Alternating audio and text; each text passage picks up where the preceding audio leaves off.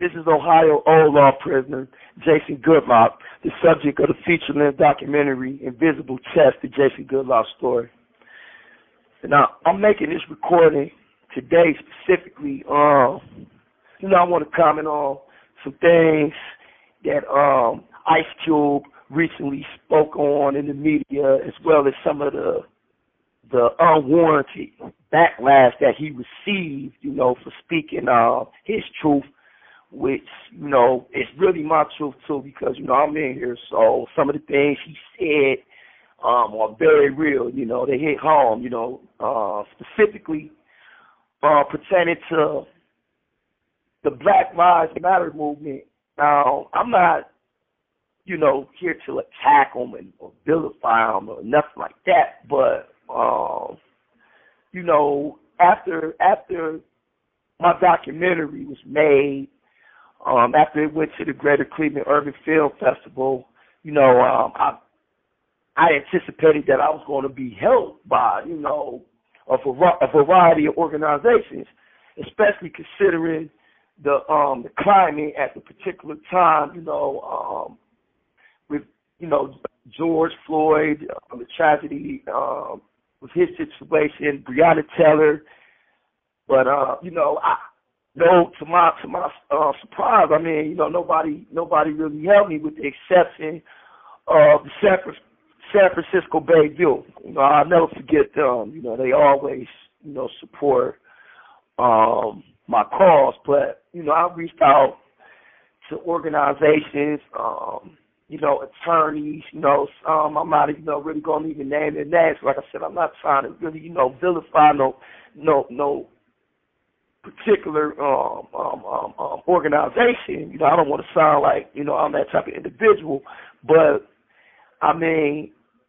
some organizations actually tried to charge me money just to post the film on their Facebook page. At that time, I didn't have the money to be, just throwing money around to get on a Facebook page. It's not like this was a prominent publication or something. I thought, that they would help me because they were, out to get, social justice for people. They was fighting against the system. But, Ice Cube, he basically kind of said the same thing that I've said previously in some of my recordings. And, and he just, he got backlash for that, because he spoke a truth that, wasn't popular. I remember when, Jay-Z and Nas made the song Black Republican. Nobody called them a sellout at the particular time. That's how they felt. That was their truth. That's, nobody said nothing about that. Then all of a sudden, they want to attack Ice Cube for speaking the truth. When I heard that, it was like, I identified with it. I'm sitting here, I done served 30 years. I got all type of attention generated off my, in 2014, specifically from the comment that I made, a lighthearted comment that I made in a letter to the parole board about wanting to see LeBron James play for the Cavaliers. But, the media, they overlooked the whole letter. They didn't say nothing about the injustice. Instead, they wanted to take the lighthearted comment out of context and try to shape it and remix it and make me look like some type of fool. But fortunately, the Akron Beacon Journal, they did two good stories. They covered everything. The New York Daily News, a lady by the name of I believe her name is Deborah Hastings. I believe she's the senior editor right now for Inside Edition. She did a good story. Now, you take all these other publications, instead of them focusing on the injustice that I outlined in a letter to the parole board, which, it should have received attention by these, organizations and activists if this is what they are out for, to get justice for people. We're talking about a feature-length documentary that went to a film festival. It was a lot of work. a lot of late nights, a lot of migraine headaches, completing this process of reaching out to people. Now, then, the reaction from that, Brittany Griner, she goes on TMZ Sports. She like, wait, I feel she gets kind of manipulated, but regardless of the fact, she says, just y'all don't let me out, just keep me in prison, give me a TV, this, that, and the third. Okay, cool. But then you fast forward to the fact that she was locked up in Russia, and she's in the media crying about her situation. So, like, and it's rightfully so, I'm saying, but how can you feel that way about your situation and then just be completely silent about mine? I mean, I'd have reached out to Chris Broussard, who I know personally. I went to he was my Sunday school teacher. I used to go to his Sunday school class, and he was a sports reporter for the Plain Dealer. Me and one of my teammates, Keenan Williams, I was playing for Elyria High when I was in the Boston Hall. So I reached out to him. I asked him for support, like 2-3 times. Nothing. No response, nothing. I'm like, wait a minute, man. Like, how can you just ignore, me? I get it. No one's actually obligated to actually help me. I get that. But, I mean, if people are on TV in front of the masses, right, when the spotlight is on, and this is what they profess to be about, then it should be that way when the camera is off. You shouldn't just profess to be about justice, the pursuit of justice when the camera is on. It should be 24/7. It should be a way of life. I'm in here going through hell. I mean, in this documentary, as I stated in the letter, that the LeBron letter, as I stated in the letter, one of the parole board members filed false criminal charges on me when he was a warden. So this guy goes from being a warden to becoming a parole board member. I go in front of this guy, and people want to act like that's not a conflict of interest. I mean, he shouldn't even be working in no position of authority, nowhere at all, let alone sit on my parole hearings. And here it is, like I said, I can't get nobody to say nothing. This is documented in the movie. This isn't naked allegations. This is things that are validated. I remember vividly the trooper that arrested me was David H. Simpson. He investigated that allegation of me allegedly breaking the elevator. I was supposedly had flooded my cell and caused $3,500 worth of water damage to an elevator. Come to find out that this guy, Mark Hart was his name, he had a motorcycle on there. He was taking his motorcycle up to the death row block or bringing it back, showing it off, and it was not supposed to be in the prison. So he breaks the elevator, comes up with the idea to put me into the lie and say, I pulled my sprinkler. Come to find out, none of this never happened. They dropped the charges against me, but they still charged me for breaking the sprinkler. They still got it on my record to this day. And this guy still, well, I think he's a ward now, but he sat on 2 of my hearings. And then the other members that was there with them, they still work on the parole board. So I've been, attacked. Like, I can't get a fair hearing. When I was staying out of trouble, getting my status lowered, they were giving me upward departures. I'm in a level 3 prison. After they recommended me to go home, they turned around and give me 2 years. Then the LeBron letter come out, they give me 5 years. Then they give me 5 more years. And you mean to tell me that nobody got nothing to say about this? Now, I haven't even got to the part about this album, so I'm thinking, okay, well, since nobody wants to pay attention to the documentary, maybe I'm going to make this album. So I'll make this 216 to Marcy, a Prisoners Plea to Jay-Z. I make this spoken word album. I post it. I'm thinking, okay, well, people are going to see this. Nothing. I've sent it everywhere. And there's no, I spent $500 on a cameo with Ice-T. It got posted on Chuck D's Twitter page, 9,000 views, still nothing. So what does that tell me? That tells me people don't really want to fuck with me, meaning, excuse my language, meaning, you know, they not really about that justice and all that, how they say, which is what Ice Cube been pointing out. So don't be vilifying people for speaking the truth. You know, people want the truth, but when people telling the truth, like the movie say, they can't handle the truth. They can't handle it. You know, and the thing with me, I just want my freedom, man. You know, I play basketball. I never really went into details about this because I understand that, you know, how it looks. You know, the average person ain't going to say, oh, this old guy, this, that, and the third. Well, I'm approaching the finish line. I feel, you know, I'm going to be out sooner or later, whether it's next year or a few years after that. And, yeah, I still got that itch to play basketball because I'm really good. You know, I still do 360. I still do two-hand reverses and will dunk on anybody. So I want that opportunity. You know, I watched the Big Three. You know, the idea came to me to reach out to Ice Cube. You know, you have 1 minute remaining. He has a production company, Cube Vision. He has the Big Three League. You know, I watch it every week. You know, I've seen the Heavy Guy. You know, Heavy Guy said, if people don't pay attention to you, you make them pay attention to you. And that's what he did. He went out in the summer leagues, dropping 50, 60 points. 2 weeks ago, he set the record in the Big Three, scored 35. But I'm here to tell you, I'm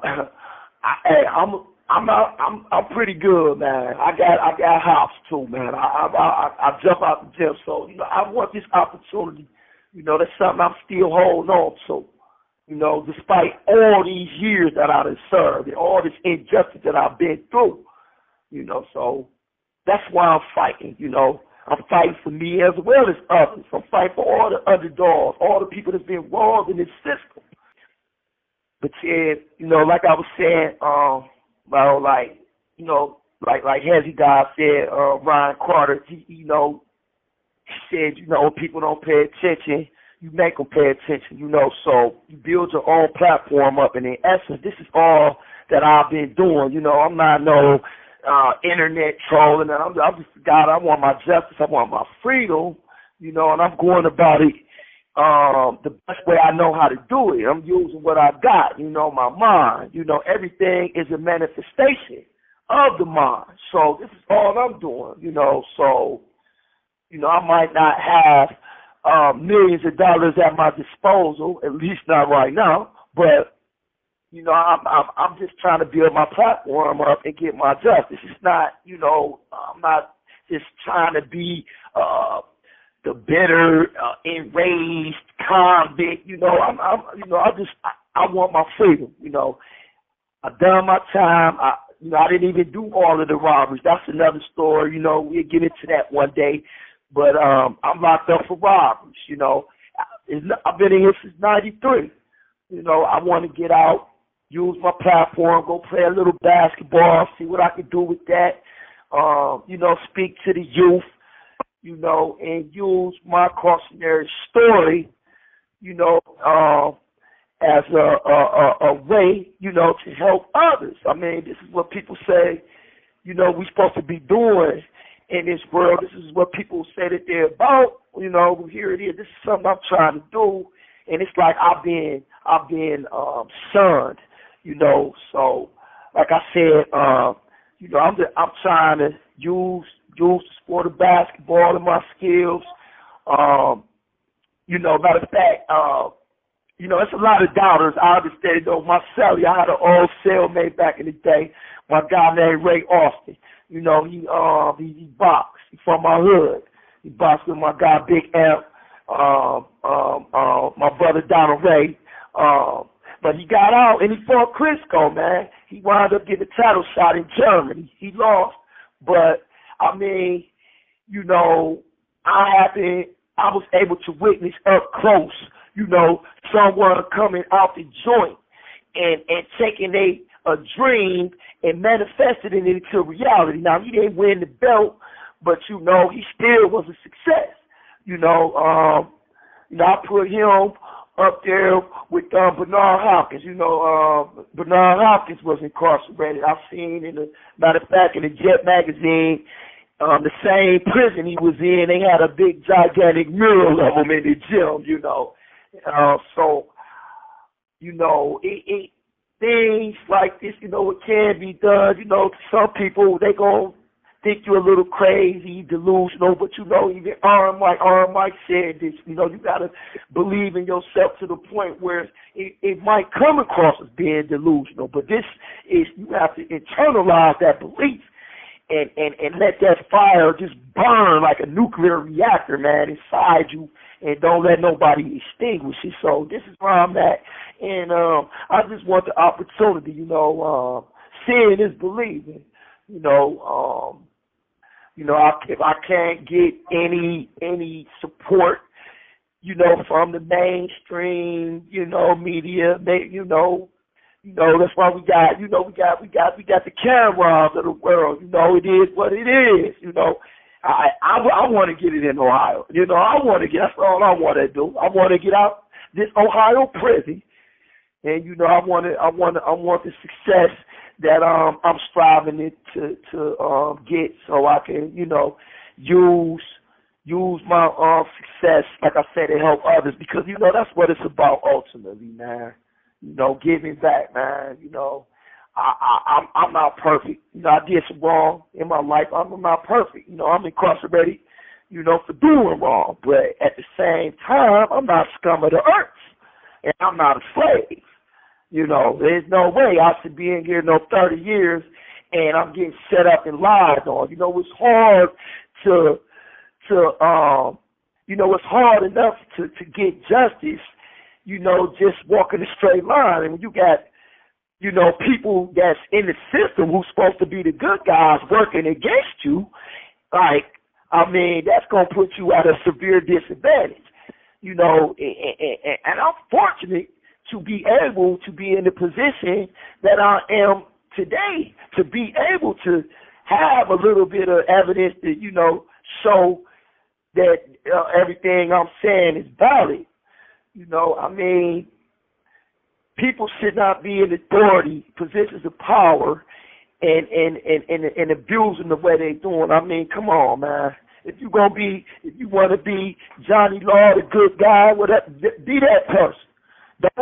Don't profess to be the good guy and be the most corrupt person oppressing me, because of who knows what, because you didn't win the scratch-off lottery ticket that day, or because it rained. I don't know. Don't use that to keep me in prison, and then wonder why I'm upset or why I have a bad attitude. Come on, man. Come on. When a person is oppressed, it is naturally for them to resist. When John McCain was captured in the Vietnam War and he resisted, it's looked upon as being heroic.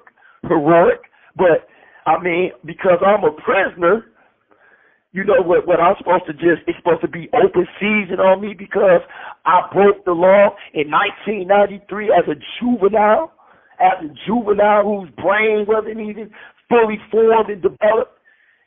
So that, come on, man. It don't make no sense. People say they want to fix the system. If we going to fix the system, then let's fix the system. Let's not just say we going to fix the system when the cameras are on. Let's really do it. People want to end mass incarceration. They help Jason Goudlock. Contribute to me getting out so I can help others, because like I said in the article, in the San Francisco Bay View article, I honestly feel that my story is going to be on par with the legendary, the great Lloyd Daniels, man. I really do.